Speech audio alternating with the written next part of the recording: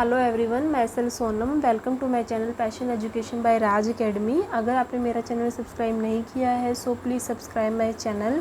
तो आज का जो हमारा टॉपिक है इकोनॉमिक्स में लॉ ऑफ डिमांड यानी कि मांग का नियम। इसमें मैंने आपको पहले भी बताया था, जैसे जैसे किसी चीज़ का प्राइस बढ़ता है वैसे वैसे जो लोगों की डिमांड होती है वो क्या होती रहती है, कम। और जैसे जैसे प्राइस कम होता है कंज्यूमर की डिमांड क्या होती है, बढ़ जाती है। यानी कि प्राइस और क्वांटिटी इन दोनों के अपोजिट रिलेशनशिप को ही हम क्या कहते हैं, लॉ ऑफ डिमांड, मांग का नियम। बस इसमें एक मेन कंडीशन ये होती है, अन्य बातें क्या रहनी चाहिए, समान।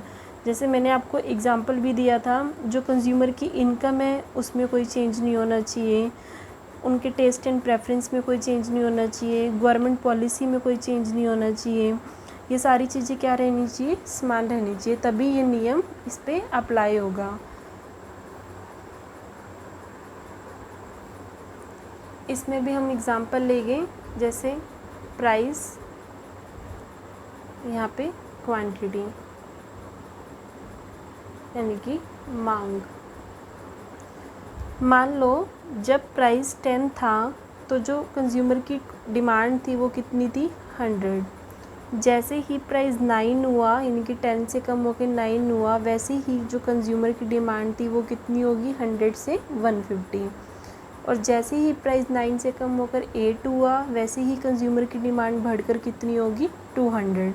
ये तो मैंने आपको एग्जांपल दिया था, जैसे जैसे प्राइस कम हो रहे हैं वैसे वैसे डिमांड क्या हो रही है, लोगों की बढ़ रही है। अब इसी में एक एग्जांपल और, इसी एग्जांपल से मैं आपको दूसरा एग्जांपल दे रही हूँ। फॉर एग्जांपल, पहले प्राइस 8 था तो जो क्वांटिटी थी वो कितनी थी, 200। जैसे ही प्राइस 8 से बढ़कर 9 हो गया, क्वांटिटी कम होकर कितनी होगी, 150।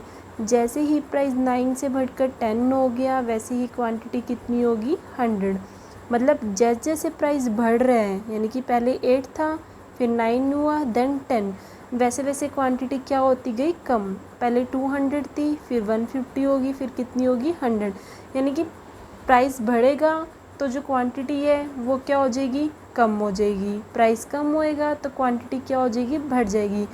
इन दोनों में क्या है, अपोजिट रिलेशनशिप है ना। इन दोनों के अपोजिट रिलेशनशिप को ही हम क्या कहते हैं, लॉ ऑफ डिमांड,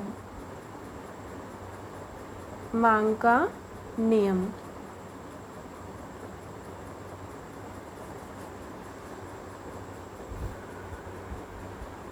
अब देखो लॉ ऑफ डिमांड की डेफिनेशन क्या बनेगी। मांग का नियम यह बताता है कि कीमत में कमी होने के कारण वस्तु की मांग बढ़ जाती है और कीमत में वृद्धि होने के कारण वस्तु की मांग क्या हो जाती है, कम। अभी मैंने आपको यही एग्जांपल दिया था कि जैसे जैसे किसी गुड्स का प्राइस बढ़ रहा है वैसे वैसे क्वांटिटी कम हो रही है, जैसे जैसे प्राइस कम हो रहा है क्वांटिटी क्या हो रही है, बढ़ रही है।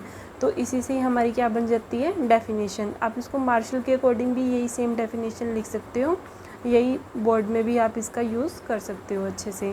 तो लॉ ऑफ डिमांड का डेफिनेशन तो ये थी। अब हम इसकी करेंगे भाई इसमें क्या क्या रूल्स अप्लाई होते हैं, भाई क्या चीज़ें समान रहनी चाहिए जिसमें लॉ ऑफ डिमांड का नियम अप्लाई होता है। अब हम करेंगे अजम्पशंस यानी कि मांग की नियम की मान्यताएं, भी क्या क्या नियम इस पे अप्लाई होते हैं। फर्स्ट, कंज्यूमर की जो इनकम है, कंज्यूमर इनकम यानी कि उपभोक्ता की जो आय है इसमें कोई भी चेंज नहीं होना चाहिए। Second, price of other goods यानी कि अन्य वस्तुओं की कीमत, यानी कि जो मैंने आपको एग्जांपल दिया था इसमें सब्स्टिट्यूट गुड्स का और कॉम्प्लीमेंट्री गुड्स का, इनमें कोई चेंज नहीं होना चाहिए। थर्ड एग्जांपल है गवर्नमेंट पॉलिसी,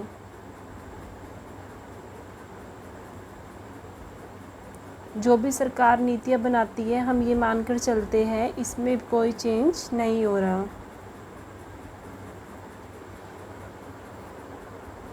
फोर्थ पॉइंट है टेस्ट एंड प्रेफरेंस,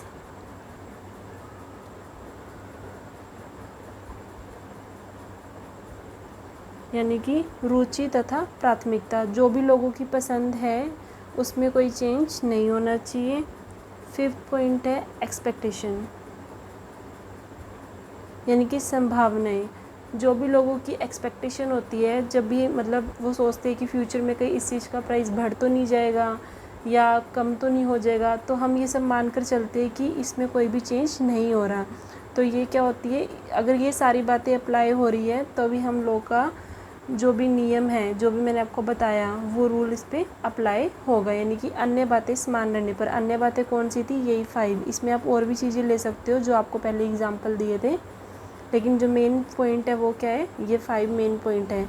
ये सारी चीज़ें यानी कि इसमें कोई चेंज नहीं होना चाहिए, तभी लॉ का नियम अप्लाई होता है।